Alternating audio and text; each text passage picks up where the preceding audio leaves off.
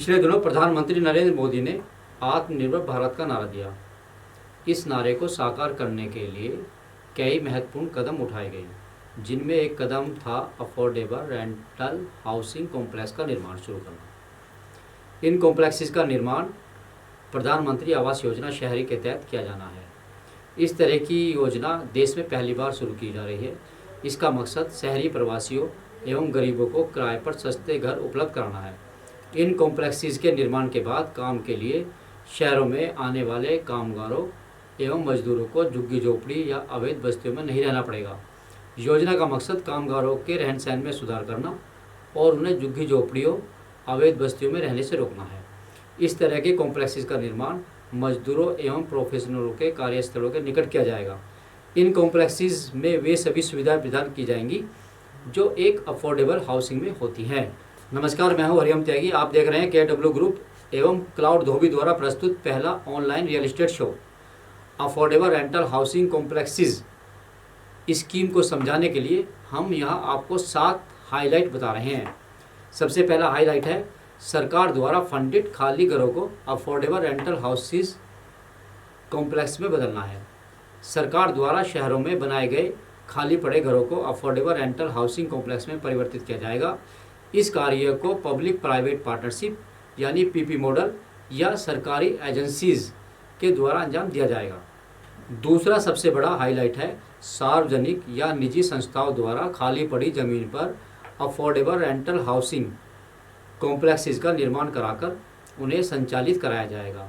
इस स्कीम के तहत शहरी प्रवासियों और गरीबों के लिए किफ़ायती किराए के आवास प्रदान करना है। यह स्कीम सरकार के आत्मनिर्भर भारत अभियान को मजबूत देगी।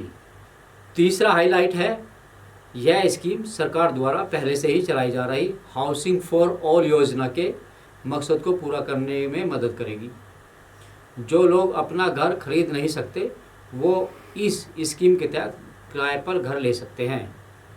स्कीम का चौथा सबसे बड़ा हाईलाइट है इस स्कीम के तहत निजी या सार्वजनिक संस्था अपनी ऑर्गेनाइजेशन के पास ही अफोर्डेबल रेंटल हाउसिंग कॉम्प्लेक्स का निर्माण कर सकती है, जिससे कामगारों को उनके कार्यस्थल के पास ही आवास मिल सकेगा। पांचवा हाईलाइट है यह योजना सभी शहरों और कस्बों में लागू होगी। निजी या सार्वजनिक संस्थाओं को अफोर्डेबल रेंटल हाउसिंग कॉम्प्लेक्सेस बनाने के लिए अर्बन लोकल बॉडी से प्रोजेक्ट को अप्रूव कराना पड़ेगा और उसके बाद ही वो अफोर्डेबल रेंटल हाउसिंग कॉम्प्लेक्स बना सकते हैं। योजना का छठा सबसे बड़ा हाईलाइट है अफोर्डेबल रेंटल हाउसिंग कॉम्प्लेक्स बनाने के लिए प्रधानमंत्री आवास योजना के तहत लोन लिया जा सकता है। प्रधानमंत्री आवास योजना का लाभ लेने के लिए प्रोजेक्ट के अप्रूवल के बाद 18 महीनों के अंदर प्रोजेक्ट को पूरा करना पड़ेगा। अब बात करते हैं 7वें हाईलाइट की।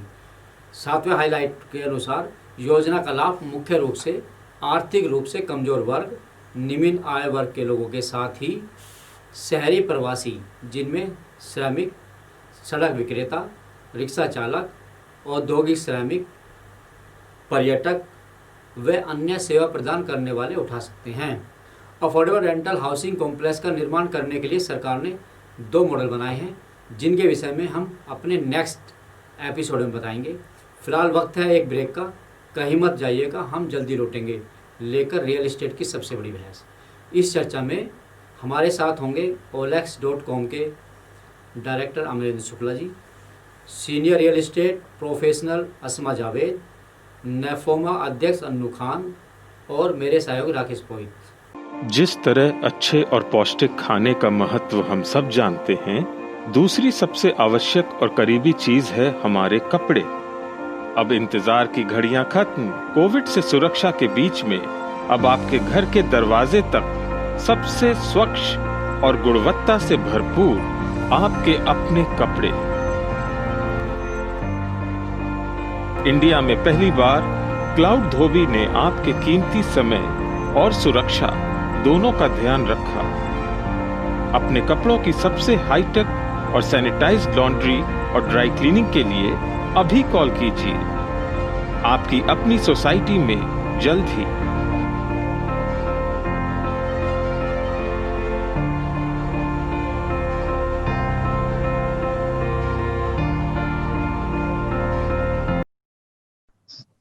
नमस्कार, मैं हूं हरिओम त्यागी। आप देख रहे हैं ऑब्जर्वर डॉन। रियल इस्टेट के इस शो को हम शुरू करते हैं। सबसे पहले मैं अपने मेहमानों का स्वागत करता हूं। आज हमारे साथ में है अस्मा जावेद, रियल इस्टेट प्रोफेशनल है। अस्मा जावेद जी, आपका बहुत बहुत स्वागत है इस प्रोग्राम में। करता हूं अपने मेहमान अमरेंद्र शुक्ला जी का। अमरेंद्र शुक्ला जी OLX.com के डायरेक्टर हैं और नेशनल सेल्स हेड। मेरे साथ हैं मेरे सहयोगी राकेश पुरोहित जी। राकेश पुरोहित जी, आपका भी स्वागत है इस प्रोग्राम में बहुत बहुत। आज हम जो चर्चा करेंगे वो है रियल इस्टेट में एक लेटेस्ट पॉलिसी गवर्नमेंट ने ड्राफ्ट की है, और वो पॉलिसी है affordable rental housing complex. Government का या सरकार का मकसद है जो प्रवासी और माइग्रेंट लोग होते हैं उनके लिए एक सस्ते रेंटल पर हाउस देने का है। आज हमारी चर्चा इसी पर होगी। पहले हम इस स्कीम को समझने की कोशिश करते हैं कि ये एक्चुअल में है क्या। तो उसके लिए इन्होंने चलिए हम लोग पॉइंट पाते हैं। तो इन्होंने दो मॉडल तैयार किए हैं। एक मॉडल है जिसमें जो गवर्नमेंट के थ्रू रन होगा। दूसरा मॉडल है जो बिल्डर या डेवलपर, प्राइवेट डेवलपर्स अपनी वैकेंट पड़ी यूनिट्स को या नया प्रोजेक्ट डेवलप करके उसको वो 25 साल के लिए, कम से कम उनका जो टाई अप होगा 25 साल के लिए होगा, अफोर्डेबल रेंटिंग के लिए गवर्नमेंट के साथ में या जो लोकल बॉडीज होगी उनसे टाई अप करके, फिक्सअप करके वो इसको कंटिन्यू करेंगे। तो ये हमारा पूरा मॉडल है एक तरह से। तो प्रोहित जी, इस वाले पूरे मॉडल पे आप थोड़ा सा इस पे प्रकाश डालें कि कैसे इसको हम आगे कर सकते हैं।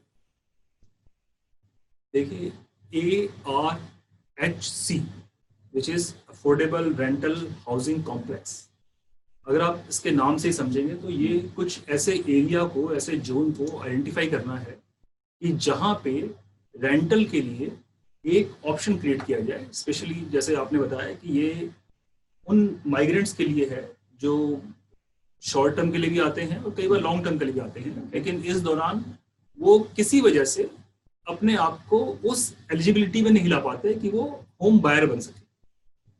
तो अगर वो बायर नहीं बन सकते तो उनके लिए एक टेनेंट की तरह ही शहर में रहना पॉसिबल हो पाएगा। तो ऐसे में कुछ वो कॉम्प्लेक्सेस, क्योंकि हमने देखा है कि बहुत से शहरी क्षेत्रों में जो सरकारी एजेंसीज हैं या ऑटोनोमस बॉडीज वगैरह भी हैं, डेवलपमेंट अथॉरिटी स्पेशली, उनके कुछ रेजिडेंशियल कॉम्प्लेक्सेस ऐसे हैं जो किसी कारणों से या तो सेल नहीं हो पाए हैं या फिर वो किसी दूसरी गवर्नमेंट एजेंसी को या कहीं और किसी वजह से वैकेंट रह गए या वैकेंट हो गए, पहले ऑक्यूपाइड थे। तो उन एरिया को आइडेंटिफाई करके अप्रोक्सीमेटली 3 लाख हाउस होल्ड्स का एक टारगेट है जिसको लेके इस स्कीम में चला जा रहा है। और वे 3 लाख लोग डिफरेंट सिटीज के अंदर, यूनियन टेरिटरीज या स्टेट्स के अंदर आइडेंटिफाई की जाएंगी। अभी ये प्रोसेस में है। और इस आइडेंटिफिकेशन का पहला तो जो सबसे पहला क्राइटेरिया ये है कि दे शुड बी हैबिटेबल, मतलब वो वहाँ पे तमाम सुविधाएं ऑलरेडी मौजूद हों, एक रहने लायक एरिया होना चाहिए। और दूसरा 25 साल के लिए। तो ये 25 साल का जो एक अरेंजमेंट किया जाएगा किसी के साथ, अगर आप देखते हैं तो ज़्यादातर जैसे आप देखें कि जो डिफेंस पर्सनल्स वगैरह हैं और डिफेंस सर्विसेज हैं, उन्होंने अपने कॉम्प्लेक्सेस क्रिएट कर रखे हैं। और क्योंकि उन्हें पता है कि लोग ट्रांसफरेबल जॉब में रहते हैं, तो बहुत से प्राइवेट सेक्टर के जॉब भी अब ऐसे हैं जो सिटी से ट्रांसफर होते रहते हैं। Maybe you are finding good opportunity in one city for 5-6 years, और अगेन अगर आप दिल्ली में रहते हैं तो आपको एक बैंगलोर का अच्छा ऑप्शन मिलता है। तो द चांसेस आर कि people can get transferred to the another cities. तो वैसे में जो रेंटल की जो ऑप्शन रहेगी वो 25 ईयर्स के रहेगी स्कीम के तहत, वो not for the per person but scheme के तहत जो रेंटल ऑप्शन है। दूसरा जो लीज एग्रीमेंट है, because there are many places कि जहां पर प्रॉपर्टी फ्री होल्ड नहीं है, लीज होल्ड है, तो लीज एग्रीमेंट है, तो उनके लीज टेन्योर को भी देखा जाएगा कि क्या वो 25 का लीज टेन्योर है या नहीं है। और फिर आइडेंटिफाई करना, क्योंकि अगर आप इस स्कीम के बारे में बात करें तो ये PMAY की एक सब स्कीम है। तो ऑल टुगेदर ये उसी स्कीम के तहत जिसमें हाउसिंग को प्रोवाइड करने की बात है, उसी के अंडर इस स्कीम को हम डेवलप कर रहे हैं। और बीइंग अ सब स्कीम ये ऑलमोस्ट उन्हीं चैनल्स के द्वारा गवर्न होगी, although parameter will be different. दूसरा, देयर आर 1.03 लाख, यानी करीबन 1,03,000 के आसपास उम्मीद कर रहे हैं कि एग्जिस्टिंग हाउस होल्ड हैं इस वक्त। तो जो बचे हुए हाउस होल्ड हैं उनके लिए एक 600 करोड़ की ग्रांट इशू की गई है, जो डिफरेंट वही जो अर्बन लोकल बॉडीज वगैरह हैं, अर्बन लोकल बॉडीज को क्लियरली समझ जाए हम लोग कि जो डेवलपमेंट अथॉरिटीज हैं उनकी बात हो रही है, तो उनको दिया जाएगा। एडिशनल एफआईआर के तौर पे दिया जा सकता है। अगर मान लीजिए किसी एक एरिया में एफआईआर की लिमिटेशन है तो एडिशनल एफआईआर के तौर पे लिया जा सकता है। There could be a concessional rate of interest के ऊपर कि उन घरों को कुछ तो वो घर आपने बनाए हैं तो बेचने के लिए होंगे, लेकिन कुछ ऐसे घर जो रेंटल के लिए रखने हैं तो आपको कंसेशनल रेट के ऊपर रेट ऑफ इंटरेस्ट के ऊपर आपको जो है प्रोजेक्ट फंडिंग मिल सकती है। तो तकरीबन इसका जो ढांचा वैसा ही है कि सरकार एक तरह से एक सपोर्ट क्रिएट कर रही है उन लोगों के लिए जो घर खरीदने के लिए अभी सक्षम नहीं है, परंतु हाँ उनको किराए के घर की आवश्यकता तो है। धन्यवाद प्रोहित जी। हमारे मेहमान अन्नू खान जी भी हमारे साथ जुड़ चुके हैं, जो प्रेसिडेंट हैं नेफोमा के। नेफोमा एक बिल्डर फ्लैट ओनर्स एसोसिएशन है और नोएडा ग्रेटर नोएडा में ये बड़े एक्टिवली काम करते हैं। तो अन्नू खान जी, आपका स्वागत है हमारे इस प्रोग्राम में। जी नमस्कार हरि जी, धन्यवाद हमें अपने शो में इनवाइट करने के लिए। और एक बहुत अच्छा इशू जो है वो आप लेके आए हैं और जिससे लोगों को अवेयरनेस मिलेगी, जानकारी मिलेगी।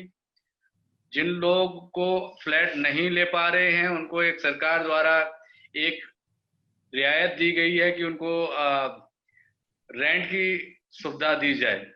तो एक अच्छी मुहिम है जो कि धरातल पर जब उतरेगी तो पता चलेगा कि हाँ कितने लोगों को फायदा मिल रहा है।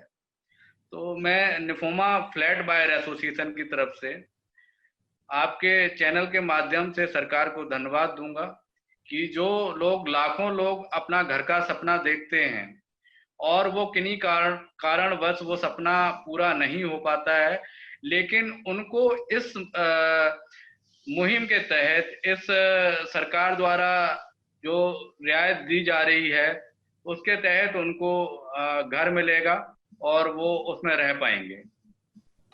अनु खान धन्यवाद। अनु खान जी हमारे साथ में मैं परिचित करा देता हूँ अपने जो दूसरे मेहमान हैं।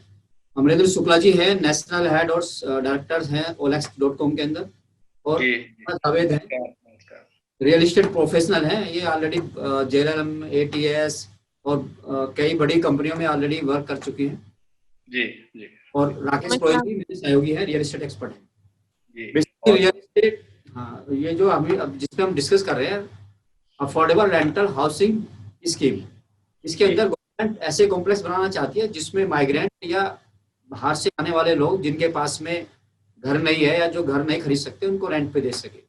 बेसिकली जैसे प्रोहित जी ने बताया कि ये जो PMAY स्कीम थी या अफोर्डेबल हाउसिंग फॉर ऑल वाला जो इनका कॉन्सेप्ट था उसी का एक्सटेंडेड है, क्योंकि सभी लोग ऐसे नहीं है जिनके पास इतना पैसा हो कि वो अफोर्डेबल हाउस खरीद सके। तो जो लोग घर नहीं खरीद सकते तो उनको भी घर की जरूरत है। तो उसके लिए गवर्नमेंट ने एक फंड बनाया, एक स्कीम बनाई और एक कॉन्सेप्ट बनाया जिसमें जिसको नाम दिया उन्होंने अफोर्डेबल रेंटल हाउसिंग कॉम्प्लेक्स। इसमें कम से कम मेरे हिसाब से 100-125 फ्लैट होने चाहिए कॉम्प्लेक्स के अंदर। उन्होंने कुछ क्राइटेरिया किया है कि 2 बेडरूम 1 बेडरूम कैसे होने चाहिए, क्या साइज होना चाहिए, वो सारा डिटेल में हम लोग नहीं जाएंगे। बट हम लोग यहाँ पर ये डिस्कस करना चाहेंगे कि ये स्कीम कैसे फायदेमंद होगी जनता के लिए या जो लोगों के पास घर नहीं है, और डेवलपर्स के लिए इस पर क्या अपॉर्चुनिटीज है।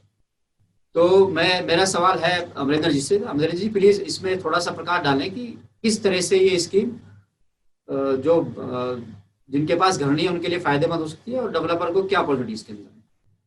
तो त्यागी जी, ये जो स्कीम है ये हाउसिंग फॉर ऑल और PMAY अर्बन का ही एक एक्सटेंशन है। अभी तक जो हमारा PMAY अर्बन या PMAY रूरल था वो कन्फाइंड था टुवर्ड्स बाइंग फ्लैट या घर खरीदने के लिए। ये स्कीम जो है ये रेंटल को कैटर करती है।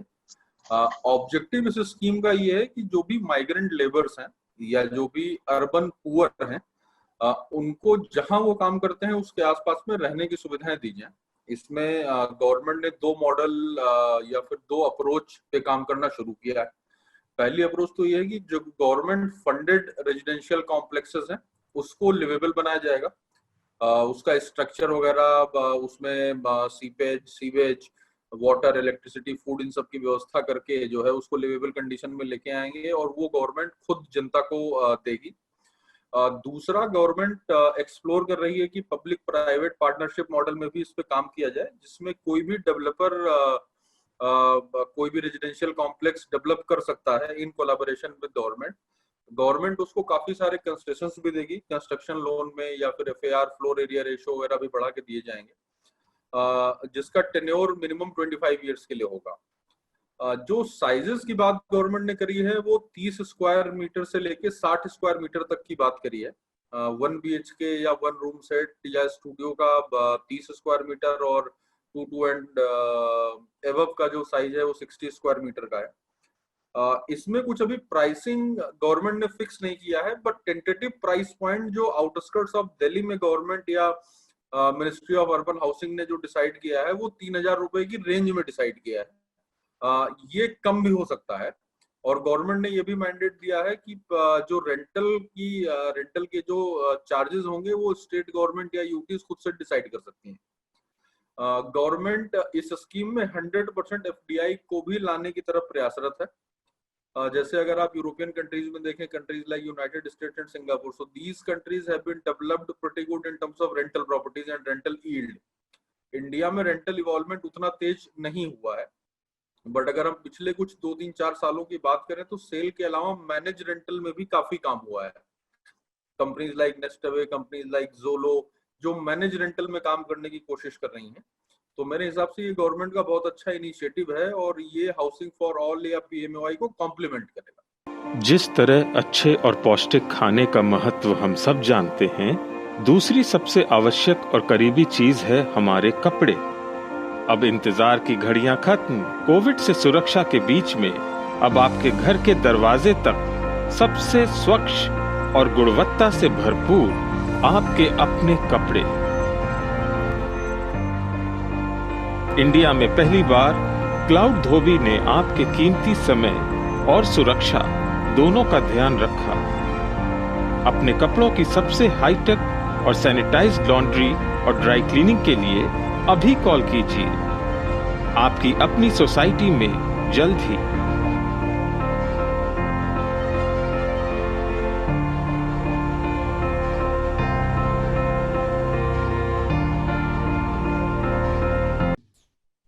हाँ, मैं अब अपने मेहमान अस्मा जावेद जी के पास जाना चाहूंगा।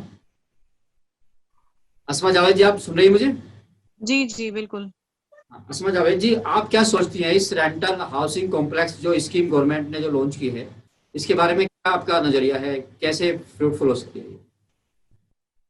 ये काफी अच्छा स्टेप उठाया है गवर्नमेंट ने। जैसे कि हम लोग डिस्कस कर ही रहे हैं कि जो लोग अपना घर खरीद नहीं पाते वो रेंटल पे लेते हैं, और ज्यादातर हमारी पॉपुलेशन जो है जैसे अर्बन माइग्रेंट लेबर हो गई, उसको ऐसे घरों की जरूरत पड़ती है जो लो अफोर्डेबल सेगमेंट में आए और जिनको वो अच्छे से अफोर्ड कर पाए। तो ये एक बहुत अच्छा स्टेप रहेगा इनको हेल्प करने के लिए। लेकिन हैविंग सेड दैट, एक हमारे यहाँ दिक्कत ये है कि हम इनको कैसे बाइफरकेट करेंगे, थोड़ा सा हमारा पैरामीटर जानना एक चैलेंज रहेगा इसके अंदर। ठीक है, और किसको दिया जाए, क्योंकि कई बार जो EWS या लोअर इनकम ग्रुप के लिए चीजें बनती हैं उसका एडवांटेज जो है दूसरे लोग ले लेते हैं। तो बेसिकली इसका फ्रूटफुल होना उस चीज पे डिपेंड करेगा कि ये बिल्कुल उन लोगों को जाए जिनके लिए बना है। ऑफ कोर्स एक बहुत अच्छा अपॉर्चुनिटी है, क्योंकि जो बहुत सारी स्टॉल्ड प्रोजेक्ट्स हैं जिसपे हमारे प्राइवेट डेवलपर्स कुछ नहीं कर पा रहे हैं, वो कम से कम एक लमसम रेंटल की तरफ सोच सकते हैं। हालांकि इंडिया में थोड़ा सा रेंटल इतना लोगों को एनहांस नहीं करता, लेकिन डेवलपर्स को लुक्रेटिव नहीं लगता है इतना रेंटल पे जाना। लेकिन अगर जो स्टॉल्ड प्रोजेक्ट्स हैं जहाँ पे कुछ नहीं हो रहा, उसको इस योजना का एक हिस्सा बनाकर वो प्रोजेक्ट जो है लाइव किए जा सकते हैं। ठीक है, धन्यवाद अस्मा जी। Thank you. जिससे अस्मा जी ने कहा कि कई बार ऐसा होता है पहली पुरानी योजनाओं में जिनके लिए जो राइट पीपल्स है उनको नहीं मिल पाता और दूसरे लोग इसको मतलब मिसयूज होता है इस योजनाओं का कई बार इनमें। तो आप क्या कहना चाहेंगे इसमें? देखिए, ये खाली रेंटल की बात नहीं कर रहे हैं हम लोग। ये किसी भी तरह की अगर आप कोई स्कीम लेके आते हैं जिसमें कहीं ना कहीं सब्सिडी या बेनिफिट्स को पास ऑन करना होगा। तो ये ध्यान है जरूरी है कि राइट लोगों तक वो बेनिफिट पहुंच सके। लेकिन मैं एक बात फिर कहना चाहूँगा, क्योंकि हमारा ये फोरम है और रिकॉर्ड में जाएगा, हम उम्मीद करते हैं कि आने वाले समय में चाहे 2 या 4 साल के बाद लोग प्रोग्राम देख रहे होंगे तो वो जानेंगे हमने क्या बातें करी। मैं पिछले प्रोग्राम में भी हमने कहा था कि मैं बहुत होपफुल नहीं हूँ इस रेंटल स्कीम को लेकर के। अब हमने अपने पास बहुत अच्छे एग्जाम्पल हैं। हुडको की एक बहुत बढ़िया स्कीम थी hire purchase scheme. Hire purchase scheme वो थी कि जिसमें आपको एक रेंट के अमाउंट जितना ही आपने एक पैसा देना होता है, and over the period of 10 years वो आप उसको प्रॉपर्टी को ओन कर लेते हैं, where the government is funding you directly when you are booking the house. इस दौरान लगभग पूरे हिंदुस्तान में लोगों ने घर खरीदे और बहुत से लोगों के घर खरीदे, सबने पूरे हुए। हम हायर परचेज वाली स्कीम जो है अगर उसको थोड़ा स्ट्रेंथन करें, हम बार बार या तो होम लोन पे आ जाते हैं और या फिर हम सीधा सीधा जो है उस तरह की स्कीम लेके आ जाते हैं। हमने एक जो मॉडरेट स्कीम है जो कि एक पब्लिक के लिए बहुत यूजफुल स्कीम हो सकती थी या है, और लगातार जब तक वो कायम रही। अगर आप वक्त दे तो मैं थोड़ा सा ब्रीफ कर दूं हुडको ने क्या किया। हुडको ने 70s व्हाट हैपेंड, सारी डेवलपमेंट अथॉरिटीज बहुत गरीबी की स्थिति में थी, बहुत कोई फाइनेंशियल स्ट्रॉन्ग नहीं थी डीडीए को छोड़ करके, और डीडीए की हालत बहुत अच्छी थी नहीं। तो हुडको स्टार्टेड फंडिंग द अथॉरिटीज कि आप ऐसे घर बनाइए जिसमें आपको हुडको फंड देगा घर खरीदने, घर बनाने के लिए, और जो लोग बायर हैं ऑटोमेटिकली उन्हें लोन ट्रांसफर हो जाएगा। And they have made a very concessional rental scheme कि आप 10 साल तक उसका जो भी किस्तें भर रहे हैं वो रेंट के तौर पे, हायर परचेज स्कीम का नाम था उसका, तो वो रेंट के तौर पे जाएंगे, 10 साल के बाद वो प्रॉपर्टी को ओन कर पाएंगे। बाद में कुछ अथॉरिटी जैसे जीडीए वगैरह अथॉरिटी है, उन्होंने स्कीम को 12 साल 15 साल करा। अब स्थिति ये आ गई अथॉरिटी खुद भी वो बहुत मार्जिनल में ही लेके एंटर नहीं करा रही है, वो खुद 30-40% लेके तो पोजीशन दे रही है, और फिर उसके बाद वो एक हायर रेंटल की बात कर रही है। हमने पता नहीं क्यों पिछले करीबन 12-15 सालों के अंदर सारी स्कीमों को हमने दिया, हुडको को सब अथॉरिटी ने आउट कर दिया। सारी अथॉरिटीज ने हुडको से फंड लेना बंद कर दिया, बिकॉज हुडको की स्कीम एग्जिस्ट करती है ऑन रिकॉर्ड आज भी कि वो हायर परचेज स्कीम है। हायर परचेज स्कीम में बहुत से गरीबों का भला हुआ, बहुत से लोग अनऑथराइज लोग भी चले गए उसके अंदर। ये हमने देखा लॉक इन पीरियड भी उसके अंदर डाला गया कि भाई आप फॉरेन प्रॉपर्टी को रीसेल नहीं कर सकते हैं, तो ये अच्छी बात है। पर मैं फिर कहूंगा कि make it over 25 years, make it for 30 years, but you have to make sure the person जो एक घर पे रह रहा है 25 साल के बाद अगर मान लिया घर पे किराए पे रहता चला रहा है, तो क्या उसे निकालने वाले हम लोग? उसका कहाँ जाएगा? अगर सपोज 25 साल से किराए पे रह गया और मान लीजिए उसको शहर में और रहना बनता है, तो उसे कहाँ भेजने वाले हैं? तो हमें ये श्योर करना पड़ेगा कि जो व्यक्ति एक लगातार किराया पे कर रहा है, वो एक वैल्यू को ऐड कर रहा है, क्या उसे ऑनरशिप मिल पाएगी या 25 ईयर तक वो टेनेंट ही बन के रहने वाला है? तो क्या उसे घर खरीदने की स्थिति 15 साल बाद बन पाएगी? क्या उसे वही घर जिसमें रह रहा मिल सकता है? तो हायर टू परचेज एक बहुत पुरानी टर्म है जो बहुत सी यूरोपियन कंट्री में, और उसमें है कि you are hiring a house to purchase later on. If you have affordability, you can purchase the house. And hire purchase, which is a 70s scheme थी, और ये 90 के दशक तक तो चलती रही। 2000 के आते ही ये सब अथॉरिटी से बंद कर डाला। God knows why. जी धन्यवाद पुरोहित जी। आपका जो सवाल है या आपकी जो कंसर्न है वो जायज है। आप कुछ समापन पे कुछ कहना चाहेंगे पुरोहित जी? बस मैं अपने दर्शकों से कहना चाहूंगा कि हमारे इस डिस्कशन पर यदि आपकी कोई राय बनती है, आपका कोई विचार बनता है, तो जरूर हमारे कमेंट सेक्शन में लिखें, उसे हमें बताएं कि क्या इस तरह के मुद्दे आपको अट्रैक्ट करते हैं या आप चाहते हैं कि इनके बारे में और बात हो, या आपके कोई ऐसे विचार जो हमारे इस डिस्कशन में छूट गए हैं, कृपया अवश्य लिखें। असमा जी, आपने हमारे साथ इस पैनल में रहे, आपका बहुत बहुत धन्यवाद।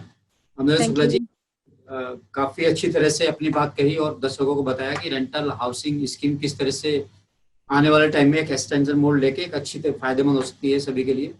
उसके लिए अभी आपका बहुत बहुत धन्यवाद। और पुरोहित जी आपका बहुत बहुत धन्यवाद प्रोग्राम में मेरा साथ देने के लिए। धन्यवाद। जय हिंद, जय भारत।